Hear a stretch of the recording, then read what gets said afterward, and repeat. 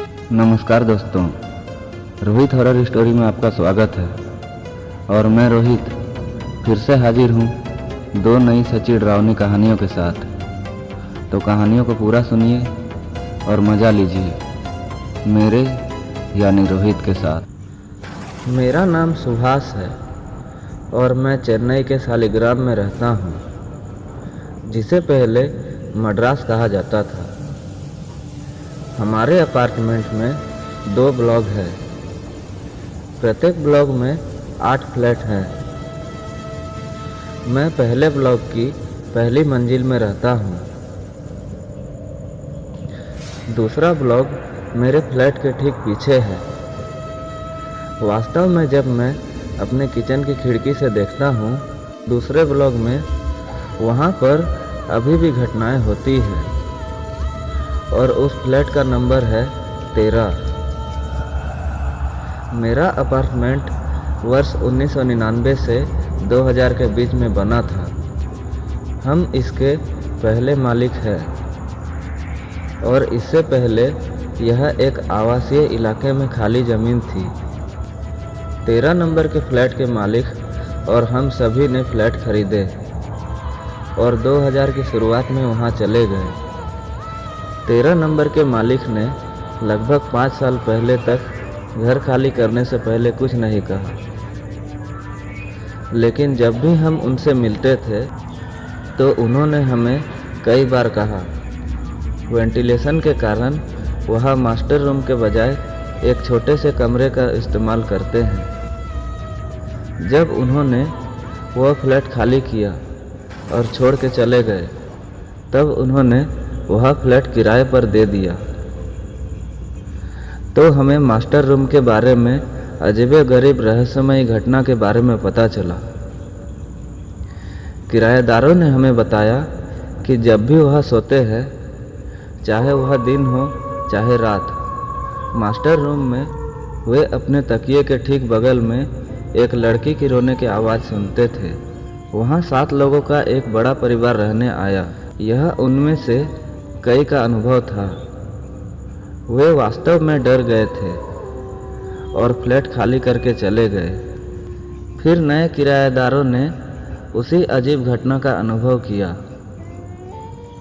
वे हमसे पूछने आए कि क्या किसी ने इस फ्लैट पर आत्महत्या की है या पहले फ्लैट में कुछ अनहोनी हुई है, लेकिन वहाँ ऐसा कुछ नहीं हुआ था।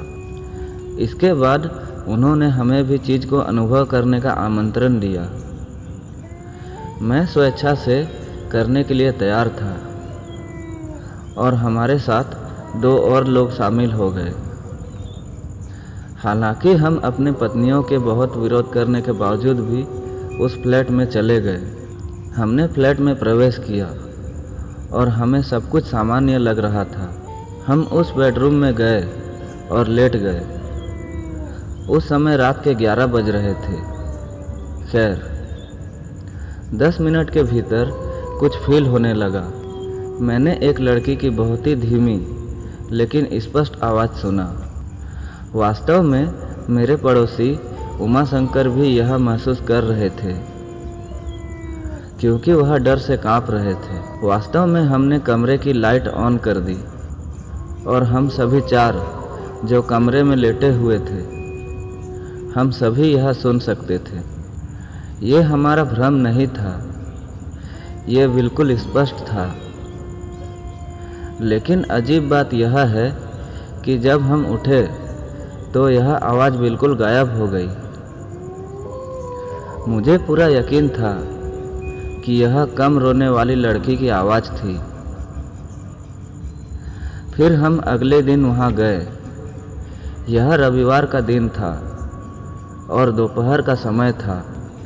हमने सोचा कि जो रात में दिखता है या होता है वह दिन में भी होना चाहिए।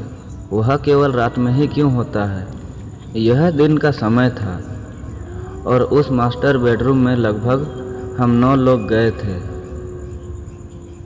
हम सभी को एक बार फिर से यह अनुभव हुआ।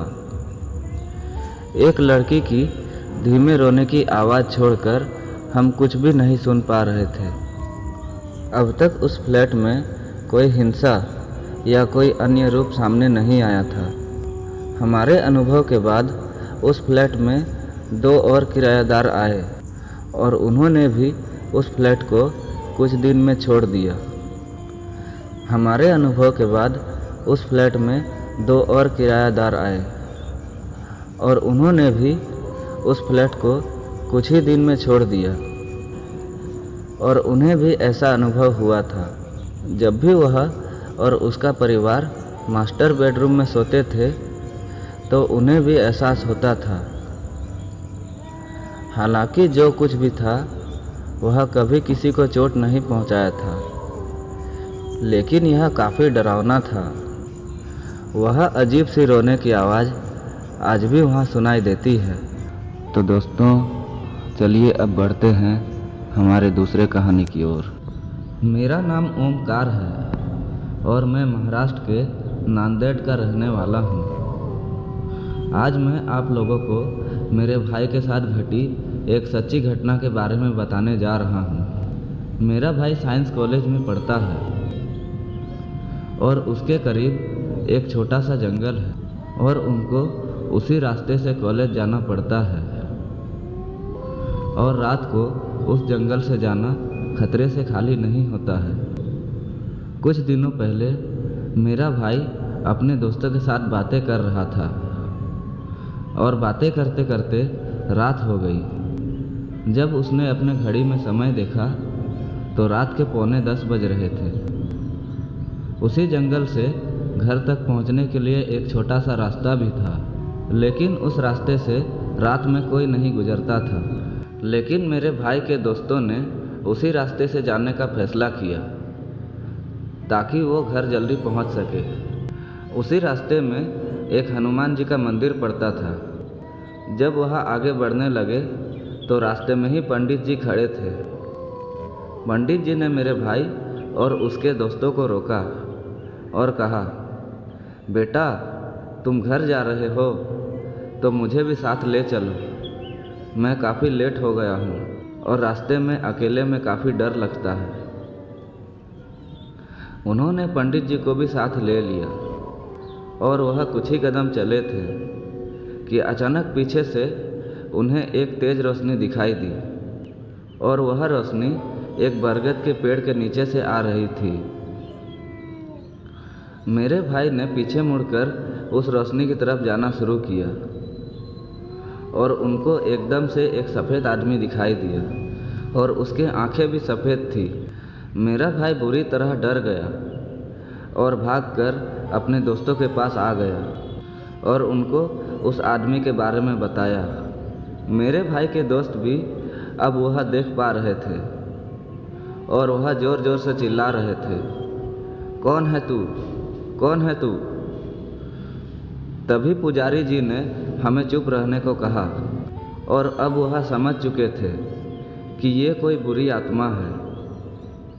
उनको पुजारी जी ने चलते रहने को कहा। वो आत्मा उनकी तरफ ही देख रही थी लेकिन पास नहीं आ रही थी। थोड़ी देर चलते रहने के बाद उन्होंने पीछे देखा तो पीछे कोई नहीं था। अब सभी लोगों की सांस में सांस आई।